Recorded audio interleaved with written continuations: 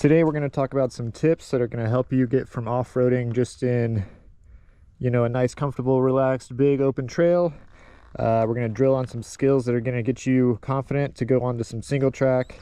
Be ready for whatever you can find out there. Our first tip is going to be all about setup. We're going to start from the bottom. We're going to start with a knobby tire. I'm going to recommend you grab yourself a knobby tire. My favorite is a Shinko 241. 244 is also good, especially if you only have one wheel and you're going to be using it for off-road and street. Moving up from there, most stock pedals these days are actually good enough. The tip isn't to use E-Rides pedals, but the E-Rides pedals are probably the best that I've tried. After that, we got your shoes. They're going to go on the pedal. I recommend having something that covers your ankle. That's about it. I don't think there's any more requirements that I really have. You don't need to go all out and get these moto boots, but definitely something that covers your ankle from getting hit by the wheel, rubbing up against the wheel a lot. I like to have that. Going up, get yourself some good side pads. Talking about the setup, how to progress your off-road riding. You can see how hard it is for me to get my foot into those side pads. You can see in the back it's really squeezing on my heel and I can't lift up my toes at all.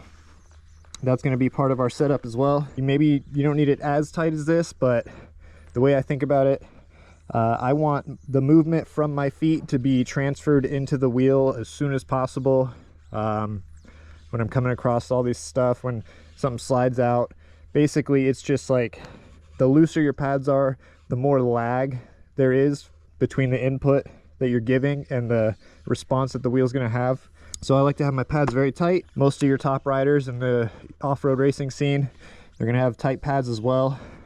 Plenty of people can do it without, but it is a more preferred way, and that is the reason, to be able to make the wheel respond to you quicker. You can also see I have my rear pad pretty vertical so that it can, as soon as I start to go back, I'm touching that rear pad and braking, so I don't need to go back very far on the wheel. I only need to basically let off of the acceleration and I'm almost braking immediately, and that helps to keep us in a better body position when we're going downhill and we're getting rocked by ruts and rocks and whatever might be out there, because the biggest thing about riding off-road is it's not going to be smooth. It's going to be attacking your feet, basically, trying to throw you off the wheel. You're going to need to stay on, try to stay composed, be able to do very minor adjustments, and basically just be super composed other than those minor adjustments. We also want to have some room so that we can bend our knees without running straight into the pads. If we are hitting our pads immediately, we're not going to be able to bend our knees very much, and bending our knees is going to be very important when we get into our body position. A lot of the rest of it is pretty user preference, but I like to have my pedals tilted up just a little bit. Other than just clearing rocks and things like that, I also think that it makes me feel like I'm pushing the wheel through obstacles more with my feet rather than running into the wheel, or running the wheel into obstacles and tripping over. Does that motion kind of make sense? I feel like I can push through things rather than getting tripped over them. Wear your gear. I'm not going to be gear police. Wear whatever makes you feel comfortable and confident. I would say you should always wear something on your hands to protect yourself from grinding them on the ground. Knee pads are super important because there's a 80+ pound thing between your legs that's very solid and can just crumple up your legs, and it just helps to, sometimes have something between the pad and your shin, or the wheel and your knee.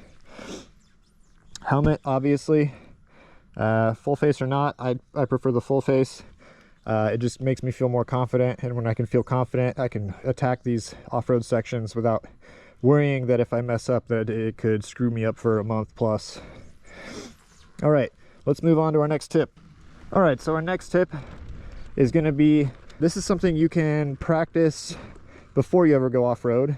You can go out in a parking lot in the neighborhood or wherever is safe and just do tight circles, trying to lean the wheel over back and forth little figure eights. We want to, you don't need a pedal scrape or anything, but we want to get you used to having the wheel not just straight up and down. We want to be able to turn the wheel all the way over while we're going really slowly, so that we could imagine, you know, if you needed to do a really tight turn, you can brake really quick, and then you can rip that turn as tight as you need to, and then you can accelerate again.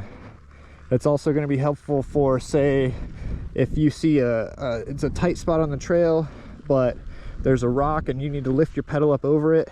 We're going to focus on this right now. We're just going to go slowly. Once you are doing this, maybe you practice this in a parking lot or something, go ahead and come out onto the dirt and practice it. Find a nice flat spot here at first, and then if you can find, you know, a spot with some bumps in it, give yourself a little bit of a challenge. So all my weight, most of my weight, not all of it, most of my weight is going to be right over my outside pedal, and I'm gonna be using that inside foot to press down on the pedal that I want to turn when I want to turn it in, and then I can push more weight back on that outside pedal and stand it back up again. Then we want to practice that on both sides. Maybe stay in a turn and see what that feels like to dip the wheel over and bring it back. Very essential skill. This may not be super easy and super comfortable at first. You're probably going to be waking up some muscles in your hips and in your you know, thighs, ankles, all this stuff. And then you can watch my body. I can lead with my shoulders, right? If you bring your shoulders around, your hips are gonna come around. But mostly what we want to focus on is that balance between the pedals. All right, tip number 3, body positioning. Now, I can leave this Insta360 here for now. We're gonna do it on this nice smooth. So this is what a nice relaxed ride on electric unicycle can look like, right? We're just standing up pretty much, not a care in the world, just cruising around, seeing the sights. But as we start to come into something like this here, let me move my handy dandy Insta360 camera. I'll stick him right here. So now when we try to go through this section like it's just every other day, bad things are gonna probably happen. Yeah, it's, oh my gosh, right? So if you're not used to riding, it might not be an instinct for you to get low and absorb all of that. You might just kind of you know, almost like a deer in the headlights, just get rigid and see all of that is just getting transferred into all of my body. Everything that the ground is doing, my head is doing, essentially.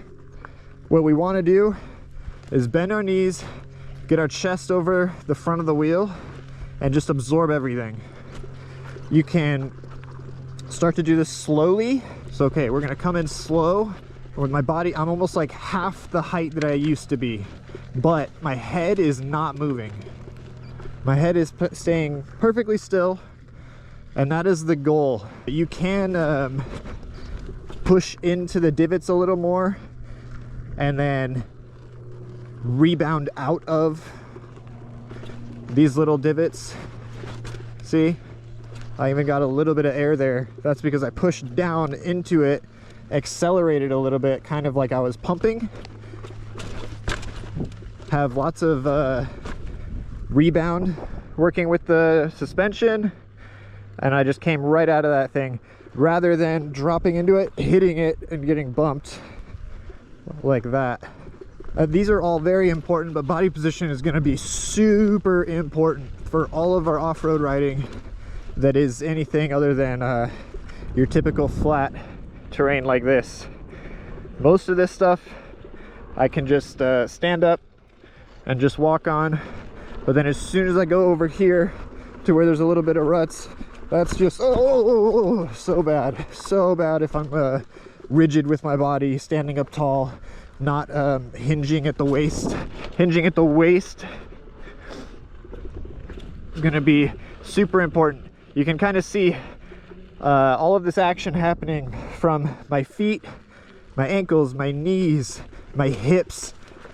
It's all just to suspend my chest, you know, my torso that's got a lot of weight, and my head, which is, you know, where I'm trying to visualize everything and keep looking ahead. I don't want to get rocked with my head because then I can't see what's coming next and prepare for it. All right, so that was tip number 3. Let's move on to tip number 4, braking. So there's a little bit of a jump line here, so I'll have tons of speed, and then I have to turn right fairly abruptly right after this jump. So I'll have tons of speed. I'm gonna need to brake. How we're gonna brake is we're going to throw our calves into our brake pads. I'm kind of standing up tall, but then I'm gonna, as I want to increase the rate of braking, I'm already locked in with my calves on the rear pads, so that's gonna be step number 1. Now I can start to load the braking, is kind of how I think about it. So your step 1, before you start really braking hard, is going to be to get those calves into the rear pads so that you're feeling them. You don't want to just lean back. You want to, you know, get your calves mated with the pads so that you have control. And once they are really in there, your pads and your legs are one, that's when you can start to load that weight back. And you're kind of trying to think about it and feel the pressure on your calves between your 2 pads, and using that pressure, you know, adding and taking some away as needed to steer. As it gets more steeper, it gets more challenging, of course. But yeah, you want to touch the pads with your calves and then start loading that weight back, and then feather between the pads to control the wheel in the brake.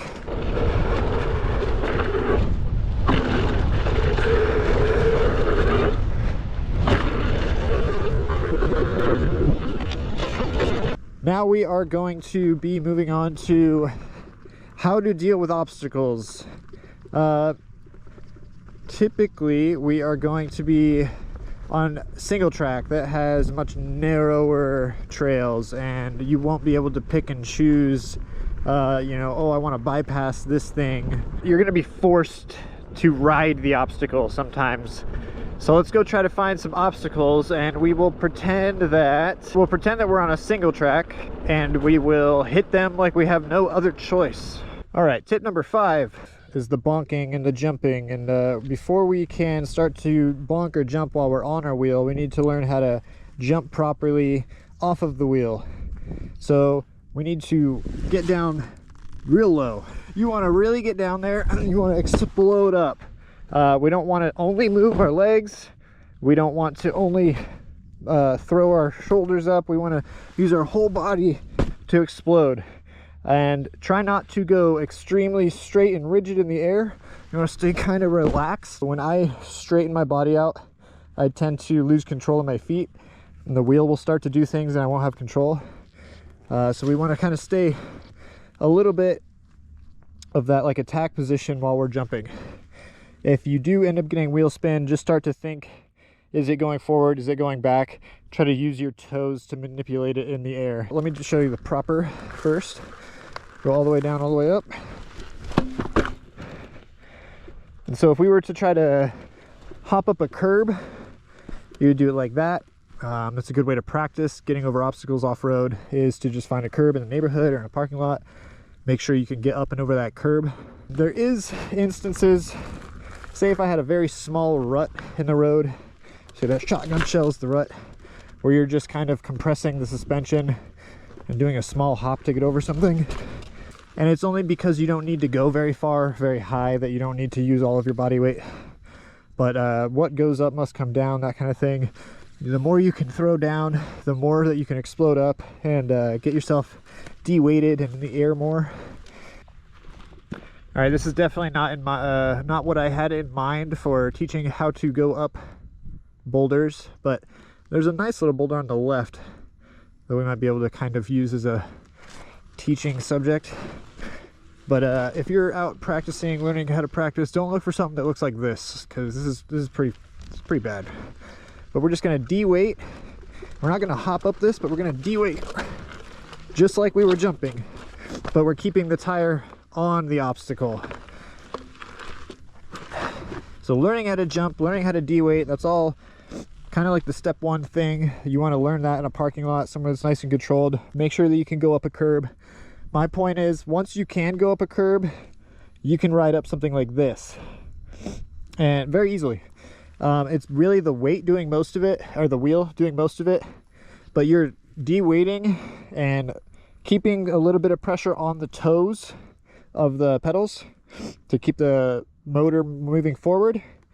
But as long as you get all of your weight off, then the wheel can just cruise right up. I'm a bit afraid to do things the wrong way, but I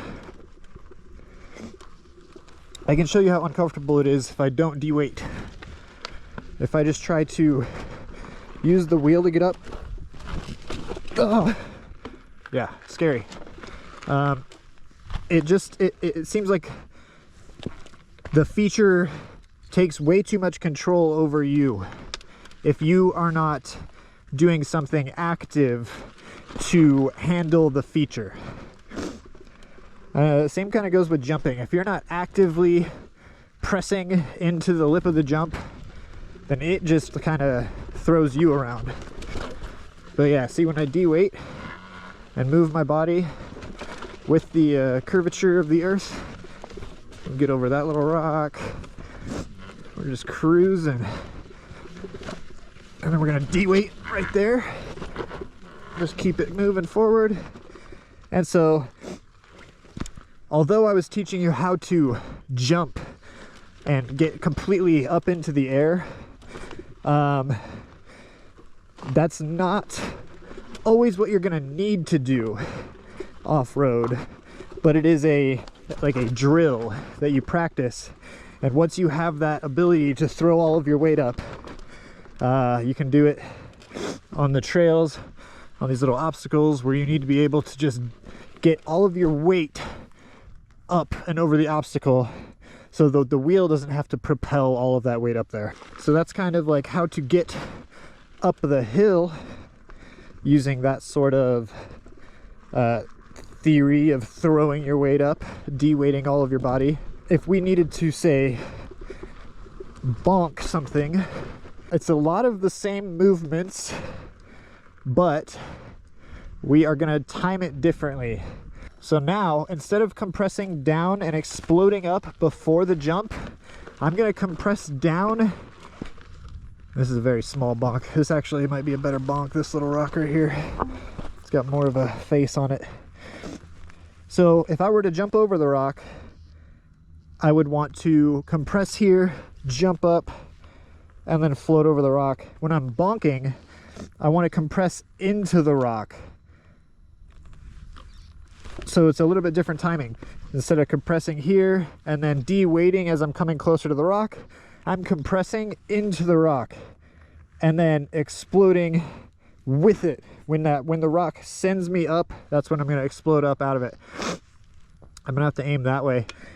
This is useful when trying to clear. We'll use it to try to clear this tiny little rut thing right here, right? So I'm going to come at an angle, go right into this rock, compress into the rock, and then it'll basically just happen. And it's just going to make me start flying like a basketball. Where's that rock? There it is. I'm going to compress into the rock, and float away from the rock. And you can see just a tiny bit of speed, but you can start to use very small rocks to create big gaps. Once you've kind of unlocked that, you can jump over things, you can bonk over things. You're really starting to open up where you can take the unicycle and the lines that you can take on these different trails that may be faster. For instance, if that was a deeper rut, something that I would have had to maybe slow down or bunny hop over, that's a lot more effort. But if there's just a little rock that you can bonk over, then it makes the whole thing just so much easier. It's like you don't even have to worry about it at all. All right, tip number 7 is going to be line choice. There's some things I would prioritize when you're picking your lines. Number 1, you do not want to clip your pedals on anything ever. That's the number 1 thing that you want to watch out for. Rocks can do this, the side of the trails can do this, ruts can do this. Second thing that I would watch out for, it's really what I'm watching out for is hazards, right? I'm not really trying to pick the best line. I'm trying to pick the things that I do not want to ride over. The main things you want to watch out for, something that can clip your pedals, sandy, bad traction like this. Another thing besides just the material, you know, being sandy, traction could be bad here on this right side because it's at more of an angle, right? The slope. And so this is kind of a worse choice than being down there in the middle where it's sandy, because of that angle is actually going to break my traction way more than just going up this, you know, powdery sand right here. We can also think about line choices like, if there was a turn, is there any positive camber? So that would be like a berm, but like you can think of very small changes, or even a rock. You can use a rock to try to kind of angle your wheel the way that it needs to go. All of these little things, you start thinking, I need to go right. You start thinking, what can help me go right? And if there's a little bit of a hill that's pushing that way, you could get into that and make it push you that way. If you see a nice rock that looks like it's not going to move, you can kind of put your tire into that and get it to push you over. It's just going to be more helpful than trying to turn on the flat surface. It almost gives you grip to run into a couple little rocks, or find a dry patch right here where you can get really good grip to change your direction. It's all these little things. You make the decision and then you start dissecting the trail. What can help me achieve my goal? If there's anything that you feel like is holding you back on the trails, you know, I might have a blind spot. I've been doing this for 2 years now. But if there's anything that you feel is holding you back, I might have a blind spot for it. I need to know so that I can try to dissect that thing the way that I do it, and help give some theory on, you know, better ways that we can think about trail riding, better theories that we can implement into our riding styles. Our 8th and final tip for today on this beginner tips on how to ride off-road better video is going to be about crashing. Now, I would say most of the time, just try not to crash.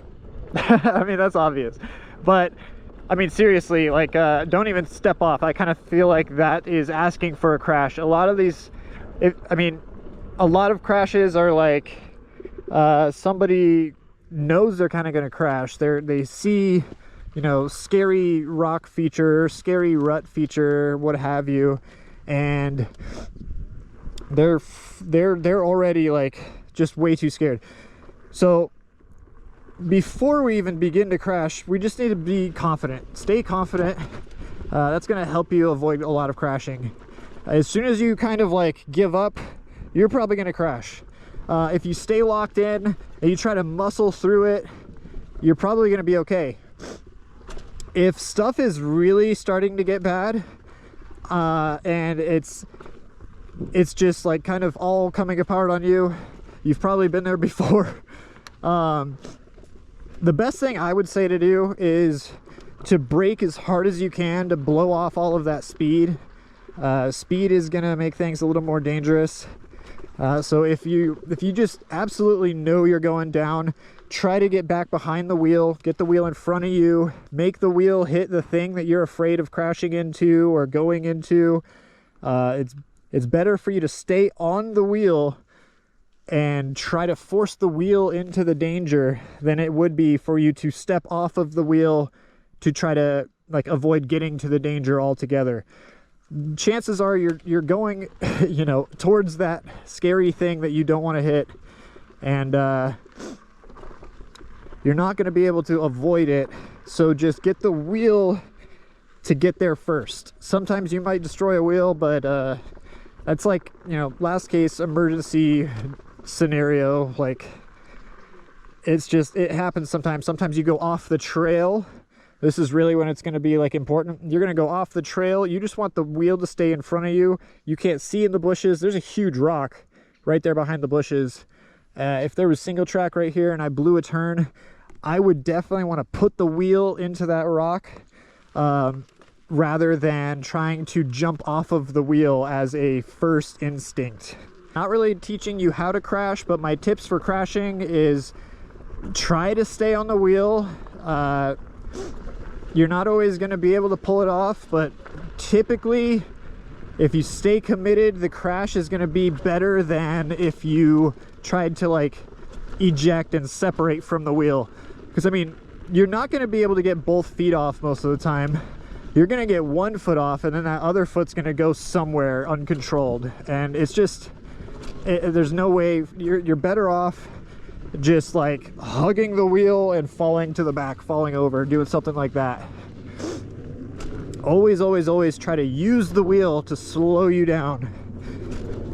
All right, well, hopefully you learned something today. I'm not great at this whole being in front of the camera, trying to teach things. I don't always think I'm right, so it's kind of hard for me to be like, this is what you do, when I'm like, I don't know, anyone can do anything they want, I don't care. But if you do want to know like what's in my head while I'm riding, then this is it.